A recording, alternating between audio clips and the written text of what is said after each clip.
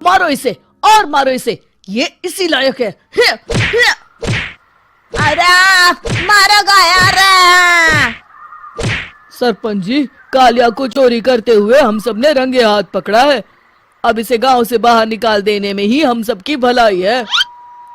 तो देर किस बात की है, अभी इसे धक्के मार के इस गांव के बाहर का रास्ता दिखा दो। अरे सरपंच जी, ऐसा मत करिए, मुझे एक मौका और दीजिए, मैं दोबारा कभी चोरी नहीं करूंगा। लेकिन गांव वाले उसकी एक नहीं सुनते और उसे मार मार के गांव की सीमा के बाहर निकाल देते हैं। अरे मेरी कमर दर्द के मारे मेरी जान निकली जा रही है। कमबख्तों ने जम के धुलाई की है मेरी। अरे भगवान करे इनके गांव में भूचाल आ जाए, धरती फट जाए और सब गांव वाले उसमें समा जाए। चलते चलते कालिया जंगल में पहुंच जाता है। उसे वहां एक प्रयोगशाला दिखाई देती है। अरे इस जंगल में ये अजीब सा दिखने वाला घर किसने बनाया है, चल कर देखना पड़ेगा। कालिया प्रयोगशाला के पास चला जाता है। दो वैज्ञानिक प्रयोगशाला में बातें कर रहे होते हैं।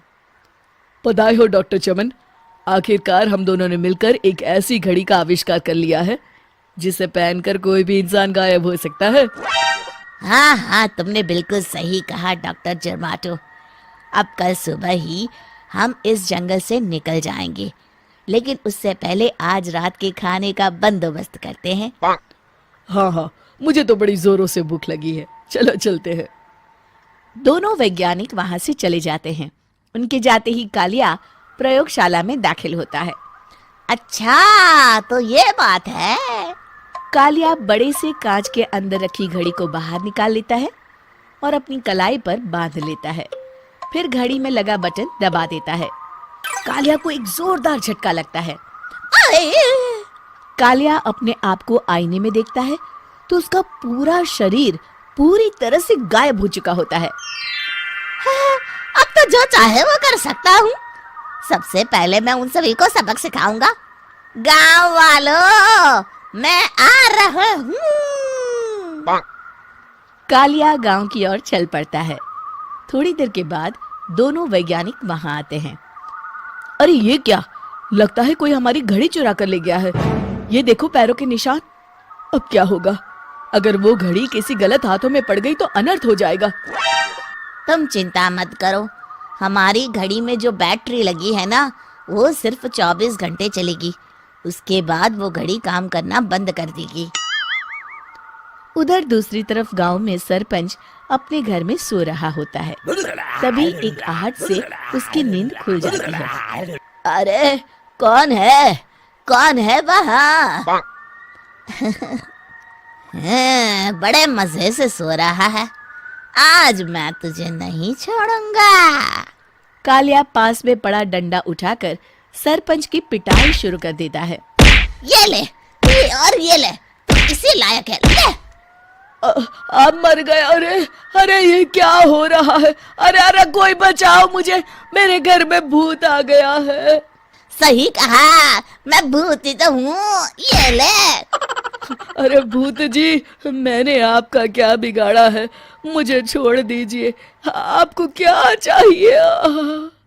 तेरे घर में जितना भी पैसा है ना, मुझे ला कर दे दे, तब मैं तुझे छोड़ दूंगा और यहाँ से चला जाऊंगा।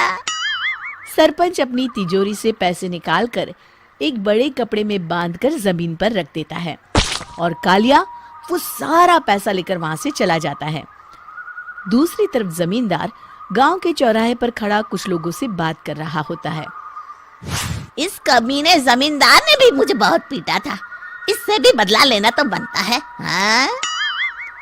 जमींदार अचानक अपने आप को चांटे मारने लगता है। अरे भाई ये क्या हो रहा है? जमींदार साहब, अब ठीक तो है ना? अरे मुझे नहीं पता भाई।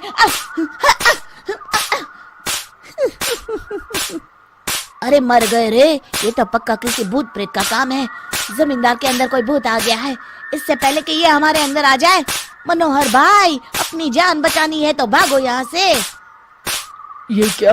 अरे बाप रे बाप, मुझे तो भूतों से बड़ा डर लगता है। मैं तो चला यहाँ से।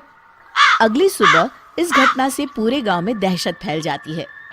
सभी गांव वाले आपस में बात करने लगते हैं। अरे भाई पता नहीं कहाँ से हमारे गांव में एक भूत आ गया है। उसने कल रात को सरपंच और जमींदार की खूब पिटाई की और उनके सारे पैसे भी लेकर चला गया। हाँ भाई हाँ, ये भूत तो मुझे बड़ा अजीब लगता है। मेरी समझ में नहीं आता कि भूत उन पैसों का करेगा क्या। अरे तेल में पकोड़े बना के तलेगा बेवकूफ। इस बात की चिंता करके कहीं वो भूत हमारे घर में ना आ जाए। तुम बिल्कुल सही कह रहे हो आर्या, मैं भी इसी बात से घबरा रहा हूँ। अच्छा, अब मैं अपने घर जा रहा हूँ। तुम सब भी अपने अपने घर चले जाओ, उस भूत का कोई भरोसा नहीं है। हाँ। तीनों वहां से चले जाते हैं। दूसरी तरफ कालिया सारे पैसों को एक खंडर में छुपा देता है। इतने सारे रुपए तो मैंने अपनी पूरी जिंदगी में एक साथ कभी नहीं देखे। इस तरह कुछ दिनों में मैं अमीर बन जाऊंगा। आज मैं उस मोटे बब्बन को अपना शिकार बनाऊंगा।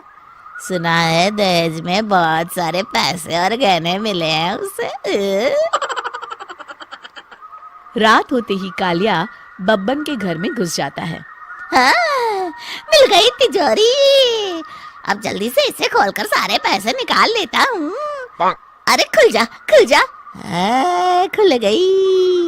कालिया पैसे थैले में भर ही रहा था कि तभी बब्बन उसके बगल में आकर खड़ा हो जाता है।